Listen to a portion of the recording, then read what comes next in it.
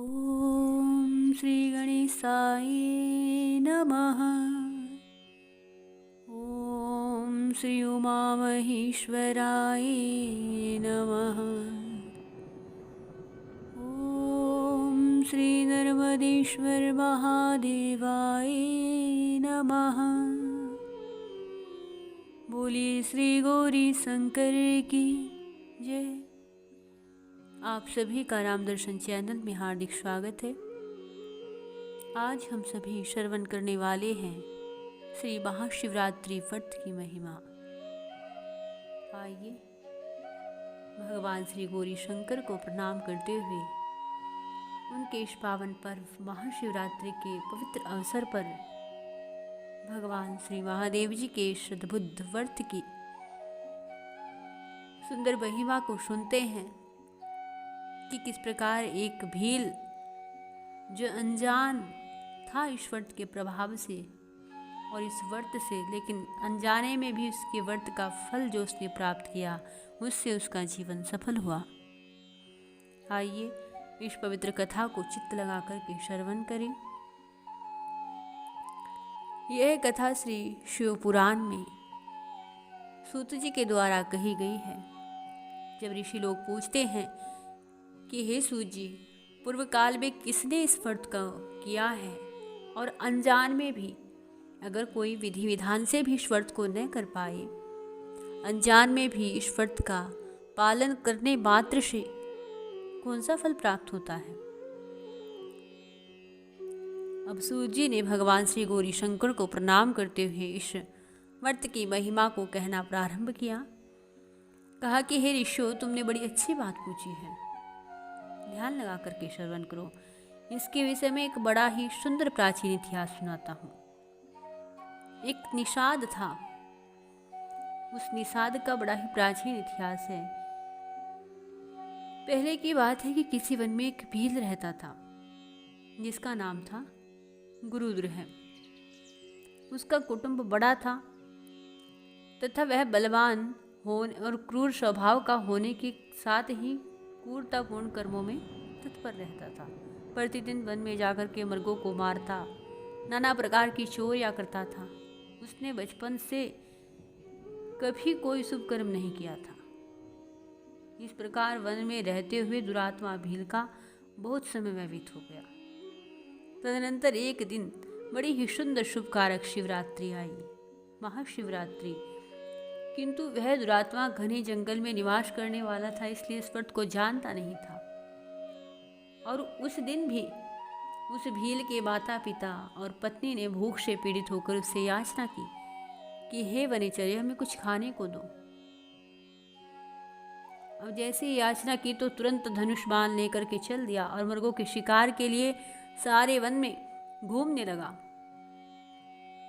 देव योग से उससे उस दिन कुछ भी नहीं मिला, सूर्यास्त हो गया। इससे उसको बड़ा दुख हुआ और सोचने लगा, अब मैं क्या करूं, कहाँ जाऊं, अब तो कुछ भी नहीं मिला। घर में जो बच्चे हैं उनका तथा माता पिता का अब क्या होगा, मेरी जो पत्नी है उसकी क्या दशा होगी। अतः मुझे कुछ लेकर ही घर जाना चाहिए, अन्यथा नहीं। ऐसा सोच करके वह व्याध एक जलाशय के समीप पहुंचा। वहाँ पानी में उतरने पर एक घाट था, वहाँ जाकर खड़ा हो गया और विचार करने लगा कि यहाँ कोई न कोई जीव पानी पीने के लिए अवश्य आएगा। उसी को मार करके मैं प्रसन्नतापूर्वक उसको घर ले करके जाऊँगा। ऐसा निश्चय करके व्याध एक बेल के पेड़ पर चढ़ गया और वहीं जल साथ लेकर के बैठ गया। उसके मन में केवल यही चिंता थी कि कब कोई जीव आएगा और कब मैं उसे मारूंगा। इसी प्रतीक्षा में भूख प्यास से पीड़ित हो वह बैठा रहा। और उस रात के पहले पहर में एक प्यासी हरिणी वहां आई, जो चकित होकर जोर जोर से चौकड़ी भर रही थी।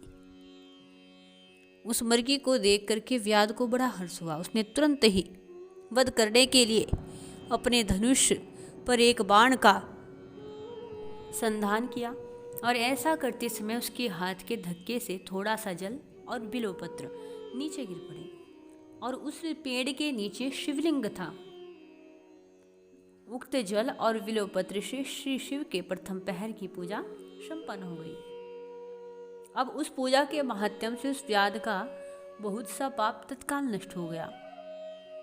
वहाँ होने वाली खड़खड़ाहट की आवाज़ सुनकर के अब हरिणी ने भय से ऊपर की ओर देखा तो व्याध को देखते ही व्याकुल हो गई और बोली। मृगी ने कहा कि व्याध, तुम क्या करना चाहते हो, सच सच बताओ। हरिणी की बात सुनकर के व्याध ने कहा कि आज मेरे कुटुंब के सब लोग भूखे हैं, तुमको मार करके उनकी भूख मिटाना चाहता हूँ। आज मैं तुमसे उन्हें तृप्त कर दूंगा। व्याध का दारुण वचन सुनकर के मृगी बड़ी भयभीत तो हो गई और सोचने लगी कि अब क्या करूं। अब मृगी ने बहुत सोच विचार करके कहा कि भील, मेरे माँ से तुमको सुख होगा। इस अनर्थकारी शरीर के लिए इससे बड़ा पुण्य क्या हो सकता है। उपकार करने वाला प्राणी को इस लोक में जो पुण्य प्राप्त होता है उसका 100 वर्षों में भी वर्णन नहीं किया जा सकता। परंतु इस समय मेरे समय बच्चे और मेरे पति आश्रम में ही हैं। मैं उन्हें अपनी बहन से तथा अपने स्वामी को सौंप करके लौट करके आऊँगी और फिर मुझे मार देना। मेरी बात मिथ्या न समझो, क्योंकि सत्य से ही धरती टिकी हुई है, सत्य से समुद्र की मर्यादा स्थित है, सत्य से निर्झरों से जल की धाराएं गिरती रहती है, सत्य में ही सब कुछ स्थिर है। इसलिए मेरा विश्वास करो, मैं अवश्य वापस आऊँगी। अब मृगी ने ऐसा कहा जब भी व्याध ने उसकी बात नहीं मानी। मृगी ने फिर कहना प्रारंभ कर दिया कि मैं शपथ खा करके कहती हूँ कि मैं अवश्य लौट करके आऊँगी। मृगी ने कहा कि भगवान शंकर से विमुख रहने वाले, दूसरे से द्रोह करने वाले, धर्म को लांघने वाले, विश्वासघात करने वाले लोगों को जो पाप लगता है, अगर मैं लौट करके न आऊं तो उस पाप में लिप्त हो जाऊं। अब अनेकों प्रकार की शपथ खा करके वह चुपचाप खड़ी हो गई।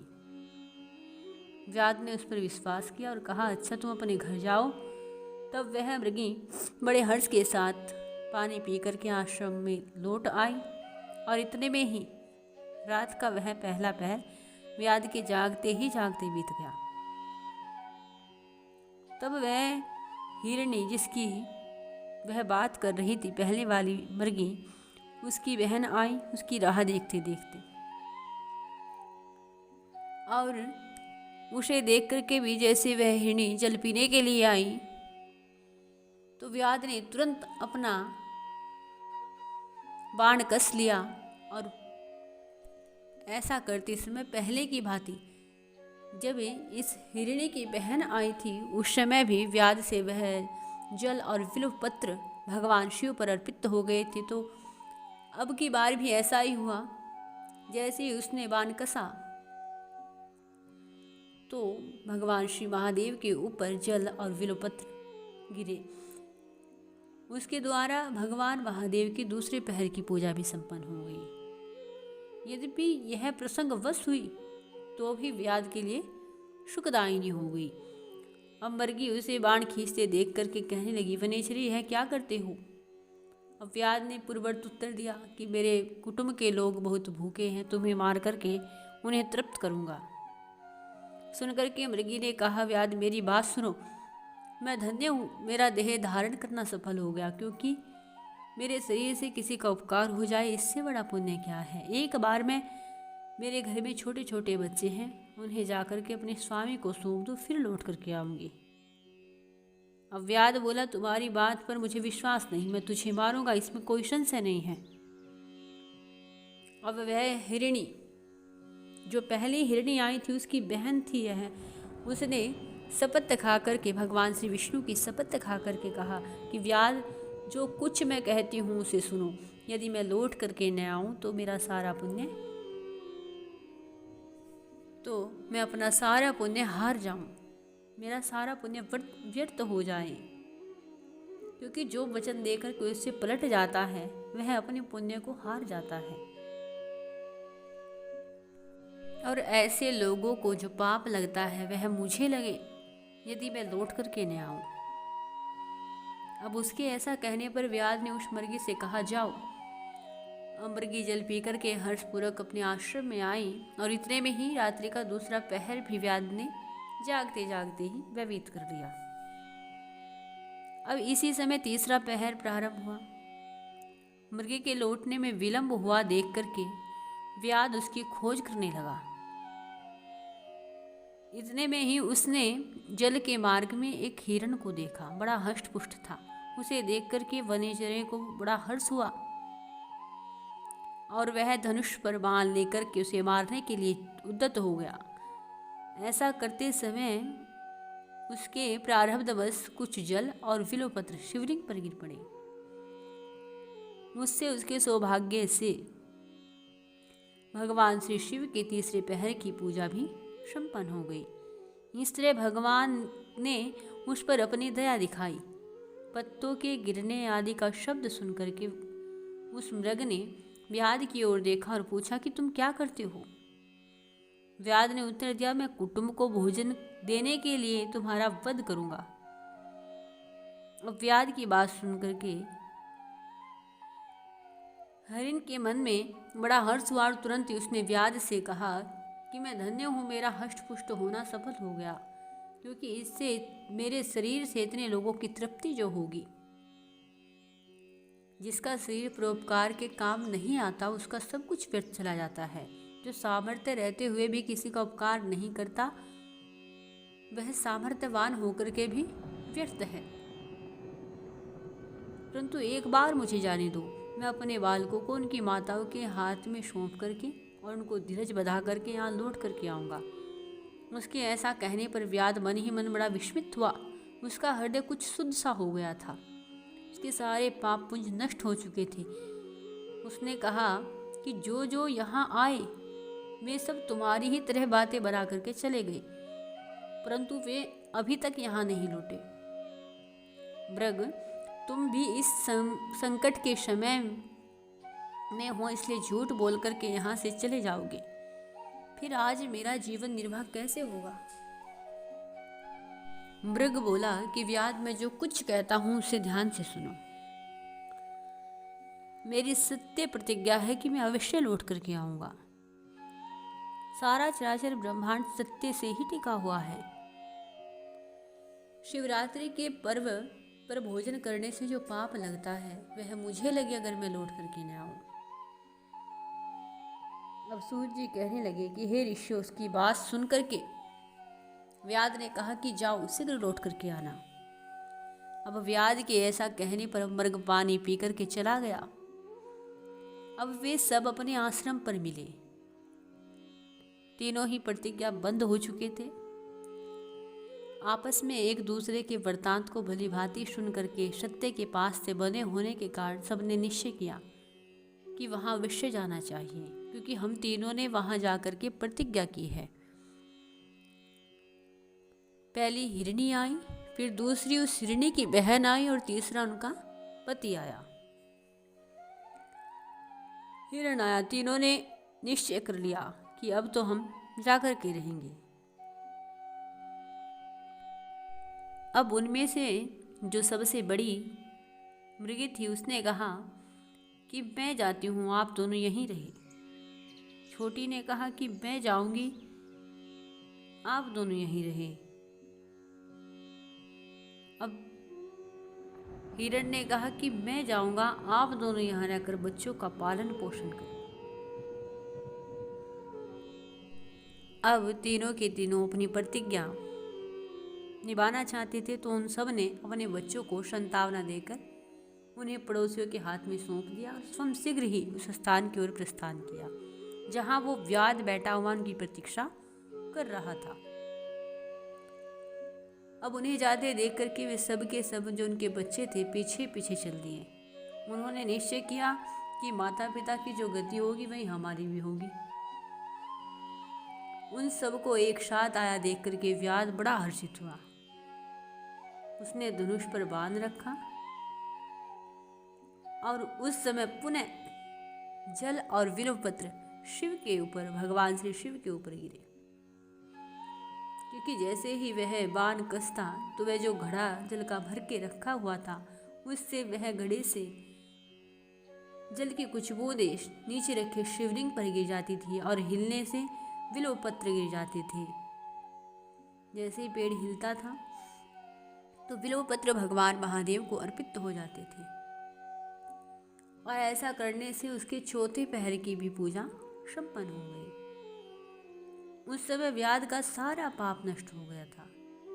इतने में ही दोनों मर गया और मर्ग बोल उठे कि शीघ्र कृपा करके हमारे शरीर को सार्थक करो और हमारी जो प्रतिज्ञा हमने की थी उनको पूर्ण करो। उनकी बात सुनकर के व्याध बड़ा विस्मित हुआ। श्री शिव की पूजा करने के प्रभाव से उसको दुर्लभ ज्ञान भी प्राप्त हो गया था। उसकी बुद्धि ऐसी प्रवर्तित हुई कि उसने सोचा कि ये मृग ज्ञानहीन अर्थात पशु होने पर भी धन्य है और आदरणीय है, क्योंकि अपने शरीर से ही परोपकार में लगे हुए हैं। मैंने इस समय मनुष्य जन्म पाकर के भी किसी का पुरुषार्थ साधन नहीं किया, दूसरों के शरीर को पीड़ा दे करके अपना शरीर को पोषा है, प्रतिदिन अनेक प्रकार के पाप करके अपने कुटुंब का पालन किया है। ऐसा पाप करके मेरी क्या गति होगी अथवा मैं किस गति को प्राप्त होऊंगा। मेरे जीवन को धिक्कार है, धिक्कार है। शिव पूजा के प्रभाव से उसके मन में ऐसा ज्ञान आया कि अपने कर्म पर उससे पश्चाताप होने लगा कि मुझसे धन्य तो ये पशु योनि में जन्मे हुए मृग धन्य हैं, जो अपनी प्रतिज्ञा में बंद करके यहाँ आए हैं। अब उसने कहा कि श्रेष्ठ मृगो तुम जाओ, तुम्हारा जीवन धन्य है। व्याध के ऐसा कहने पर भगवान महादेव तत्काल प्रसन्न हो गए और उन्होंने व्याध को अपने सम्मानित और पूजित स्वरूप का दर्शन कराया। कृपा पूर्वक उसके शरीर का स्पर्श करके प्रेम से कहा, हे भील, मैं तुम्हारे व्रत से प्रसन्न हूँ, वर मांगो। व्याध भी भगवान शिव के उस रूप को देख करके तत्काल जीवन मुक्त हो गया और कहने लगा, रोने लगा, प्रभु आज मुझे सब कुछ प्राप्त हो गया, आज मैं धन्य हो गया हूँ कि आप कितने दयानिधि हैं। मुझे पता भी नहीं कि मैंने आपका नाम कब लिया, मैंने ऐसा क्या किया जो मेरे महादेव मेरे सम्मुख प्रकट हो गए। भगवान महादेव की कृपा से उसे ज्ञान हुआ और उसने भगवान श्री शिव की स्तुति की। उस ज्ञान के प्रभाव से उसके भाव को देख करके भगवान महादेव अत्यंत प्रसन्न हुए और उसे गुहे नाम दे करके कृपा दृष्टि रखते हुए अनेकों दिव्य वर दिए। कहा कि शिवरात्रि के व्रत का फल कभी निरर्थक नहीं होता, सार्थक होता है और तुमने उस महाशिवरात्रि का व्रत किया है और व्रत भी ऐसे किया कि चारों पहर में मेरी पूजा संपन्न की और रात्रि जागते हुए व्यतीत किए है। तुम धन्य हो। भगवान श्री शिव ने अनेकों प्रकार से प्रशंसा की। तब भगवान शिव बोले कि व्याध सुनो, आज से तुम श्रृंगवेरपुर में उत्तम राजधानी का आश्रय ले, दिव्य भोगों का भोग करो, तुम्हारे वंश की वृद्धि निर्विघ्न पूर्ण होती रहेगी, देवता भी तुम्हारी प्रशंसा करेंगे। व्याध मेरे भक्तों पर स्नेह रखने वाले भगवान श्री रामचंद्र जी एक दिन निश्चय ही तुम्हारे घर पधारेंगे और तुम्हारे साथ मित्रता करेंगे। तुम मेरी सेवा में मन लगा करके दुर्लभ मोक्ष को प्राप्त कर जाओगे। तो जो निषाद राज को है सब जानते भी हैं कि भगवान श्री रामचंद्र जी के प्रिय सखा हुए हैं। तो यह सब शिवरात्रि के व्रत का प्रभाव था जो भगवान श्री रामचंद्र जी का सखा स्वरूप प्राप्त हुआ है।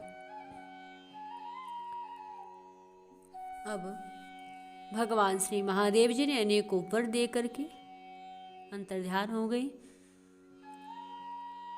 और ऐसा इस व्रत का प्रभाव है महाशिवरात्रि के व्रत का। जो लोग इसे बड़ी श्रद्धा से करते हैं, भगवान श्री गौरी शंकर को प्रणाम करते हुए और उनकी पूजा करते हुए, उनके नाम स्मरण करते हुए इस दिव्य शिवरात्रि का व्रत करते हैं, तो उन्हें भगवान श्री शिव का सानिध्य है और उनकी कृपा प्राप्त होती है। और यह व्रत व्रतराज के नाम से प्रसिद्ध है, महाशिवरात्रि व्रत। अतः इस दिन भगवान श्री महादेव पर जल अर्पित करें, बिल्वपत्र अर्पित करें और उनका दर्शन करें। ऐसा करने से जब अनजान में भी एक व्याध इतनी सुंदर गति को प्राप्त कर गया, तो जो जान बूझ करके बड़े ही भाव से भगवान श्री महादेव जी का इस पावन पर्व पर नाम स्मरण करते हैं, उनको जल अर्पित करते हैं, उनकी आराधना करते हैं, तो सोचो उससे कितने अधिक पुण्य फल की प्राप्ति होती है। भगवान श्री महादेव कितने प्रसन्न होते होंगे। जो जान करके भगवान महादेव जी के इस व्रत को करता है, उसके फल का तो कहना ही क्या।